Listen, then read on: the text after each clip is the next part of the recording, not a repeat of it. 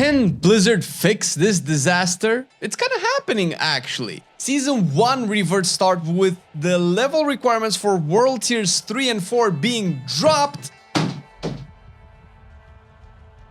And the devs have confirmed that they are aware of the community backlash. We expect a lot more reverts to be announced in tomorrow's dev livestream on top of all of the explanations they have to give for all of this mess.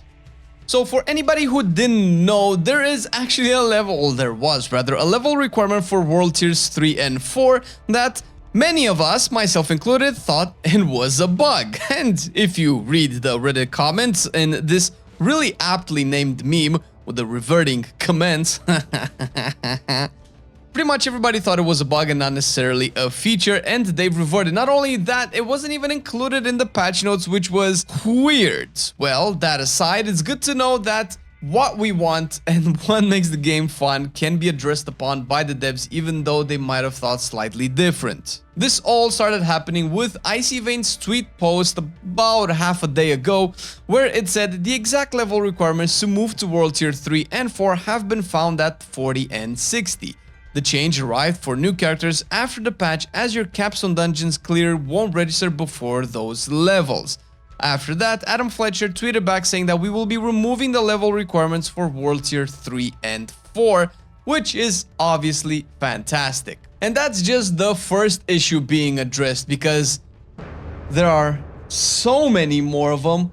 Look at all of these. Well, the patch notes had a lot of things that we didn't actually include, and maxroll.gg did a very good job at condensing the major key points of the patch, mostly the contentious ones, in some pretty nice, to quote them, key takeaways. Now, defenses have been a contentious topic ever since we figured out that the malignant hearts rather, would be replacing the armor gems in the jewelry, and that's not something that we can get back, considering that the other pieces of our gear can retain their normal sockets on top of getting the malignant hearts as well. On top of all of this, the defensives have also been nerfed tremendously across the board, definitely affecting Sorcerer more than anything else, considering Sorcerer is still getting one shot at endgame, and it's, I think statistically, the worst class when pushing endgame content, and that is indeed a problem. I do have something to say about this, but I want to cover all of the other points in the patch, just to quickly summarize it for you if you've missed the patch notes or you just couldn't be bothered with reading 12,000 pages of patch notes. Another very big change, which I'm not completely sold on the fact that it's fundamentally bad, it's the damage buckets. The vulnerable damage has been nerfed, which I think I'm all for, because it kind of was like mandatory on all of the builds and all of the classes, and was getting a little bit boring knowing that, oh, I just need to go for vulnerable. Made all the other stats a little bit less interesting, so having the stats a little bit more balanced when it comes to vulnerable, when it comes to other stats like cooldown reduction, crit, and all of that stuff, all of them being nerfed, makes it so that hopefully, mathematically, they are more in line with each other when it comes to, you know, what they can bring to the game. And we already talked about the experience part, where the experience is essentially getting nerfed, which is getting to my actual problem with all of these changes. And that is the fact that the player, by and large, is getting nerfed. I am all for not having gazillion damage on the screens and 10, 20, 30 zeros numbers in terms of damage. I am all for that, because they did mention that they don't want the numbers to be as high as Diablo 3, but we're probably already past that already, so that's just not cool. So nerfing the damage buckets is good. They are also nerfing the experience that the monsters give us. Not only will we do a lot less damage, not only will it take more monsters to kill and level up, but the monsters themselves don't really get any weaker. Listen, nerf the numbers, sure, but nerf the HP and numbers that the monsters do as well, so it doesn't require like a lot of millions of damage to actually progress through the game. Obviously, some of this can be overkill, but you know what I mean, right? Sure, make it harder for us to engage with the world, make the world a little bit more dangerous, but don't make it so that it takes double the amount of time for us to get to the end game. And of course, we couldn't talk about patch notes without actually addressing the class changes as well. I'm not gonna go into all the details because there's quite a few, but think about all of the abilities that you've never used because they were not that good. They're essentially getting buffed, and some of them are getting buffed by quite a bit.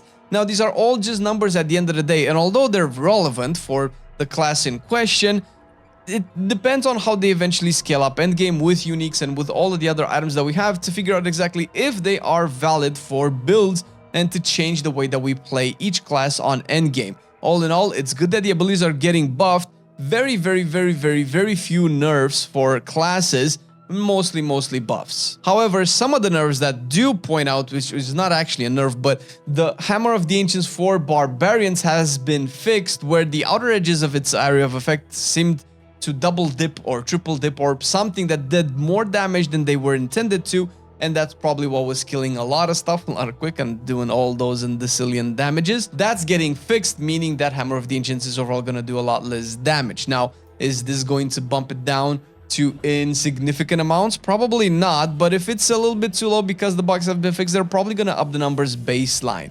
On top of that, the Druid Grizzly has been nerfed tremendously. The uptime on the Unstoppable has been reduced to 6 seconds as opposed to the entirety of its duration. And to kind of double dip into this, cooldown as a stat has been nerfed across the board in terms of the game, which was what was propping a lot of the Druid builds in the end game.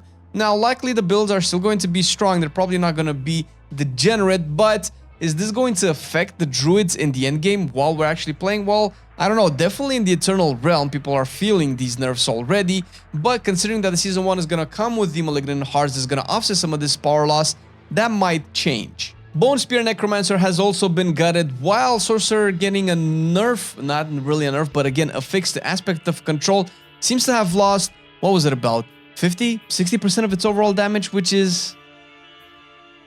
Listen, at the end of the day, damage is damage, but it's all relative because it takes into account the amount of HP that the monsters have and the amount of damage that they need to be killed in a quick manner, right? Because that usually it's what matters. So it doesn't really matter if they nerf our damage so long as we can still, like, I don't know, 2, 3, maybe 4, maybe 5 shot monsters in the end.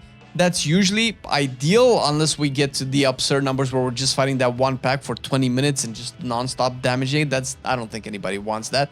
But if the number scaling just goes down across the board, not just for the players, I think that's a good thing for the game. And these are indeed things that we need to consider, that we need to think about, considering how it actually affects certain classes like Sorcerer, who is having a hard time actually pushing endgame content, and with the concerns about the Hearts of the Malignant affecting the amount of total armor that's also gonna be lost. Is this going to be enough? Well, the Hearts of the Malignant are supposed to kind of offset a lot of these issues, and we already know what these hearts are because they've also been announced, and some of them, especially the defensive ones that do address the defensive issues, we know with the nerf to the aspect of disobedience that has been gutted entirely, and you don't just get as much armor. I think you get about, I don't know, 180% or something like that, the total armor, as opposed to 500% at max stacks. The number of stacks has been nerfed, the amount of armor that you get has been nerfed as well, and the resistances haven't been addressed yet, with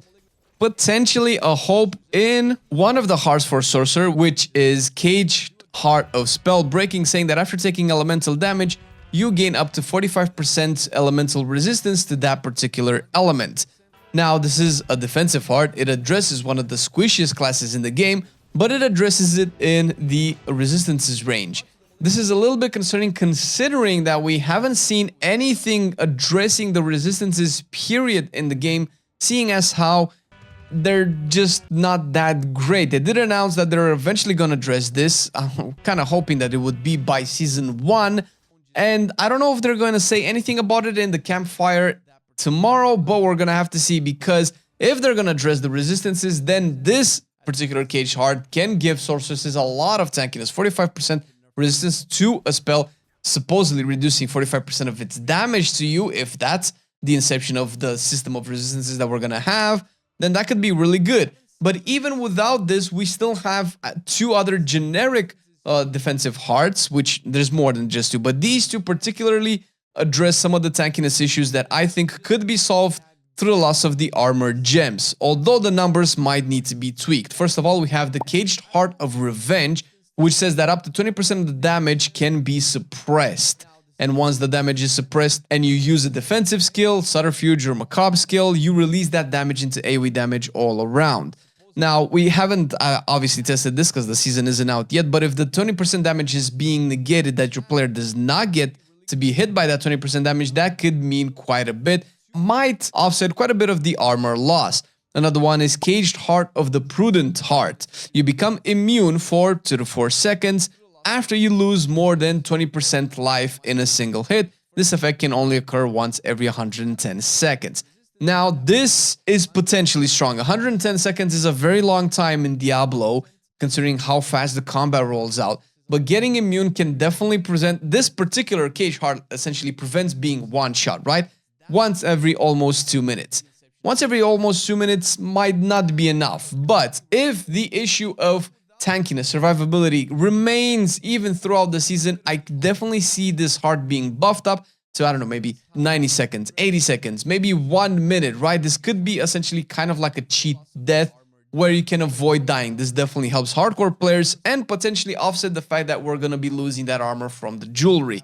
And although these might not solve it, or they might solve it, the point is, sure, we're losing the armor and the jewelry, but we're getting defensive hearts. The only issue is the defensive enough? And can the defensive be tweaked? And I do think that they will address defensiveness if any of these hearts or any other defensive hearts that they've introduced, the barrier generation, for instance, if those are not enough to keep you alive, I can definitely see them tweaking the damage, the number knobs, let's say, to a point where they can reliably keep you alive on whatever class you're playing, even if it is Sorcerer. And all of these will be confirmed this Friday at 11 AM PDT with the developer livestream community campfire, let's say, where they're going to address all of this. It has been tweeted out as well that they're saying that they're aware of all of this. They're going to talk about it directly. We don't know what this is. We can definitely speculate on the fact that they're probably going to talk about 1 or 2 more reverts, because it's the season of reverts. No, I'm sorry, it's the season of the Malignant. But they will probably address some of their thought process behind some of the nerfs, some of the changes. I particularly am for the damage buckets being addressed, because the damage scaling was a little bit too ridiculous. But I hope that comes in tune with, I don't know, maybe monster difficulty being tuned down to a point where you're not fighting the same monster for 10 hours just because our damage will scale a lot less. I hope that's also part of it. Not to mention the resistances or any kind of talk about characters getting defensive power through the hearts to offset the fact that aspect of the disobedience enabled classes to actually do endgame content, and armor in the jewelry will be lost and replaced with Caged Hearts. And yeah, some classes might feel a lot squishier than before, but one that doesn't really feel that squishy is the Druid, and we already have a werebear leveling guide for you that will take you to World Tier 4, potentially even higher, and get you an easy way to unlock all of the altars of Lilith and explore the entire map, so when the season starts you can have all of these already done and hop right into the meat and the potatoes.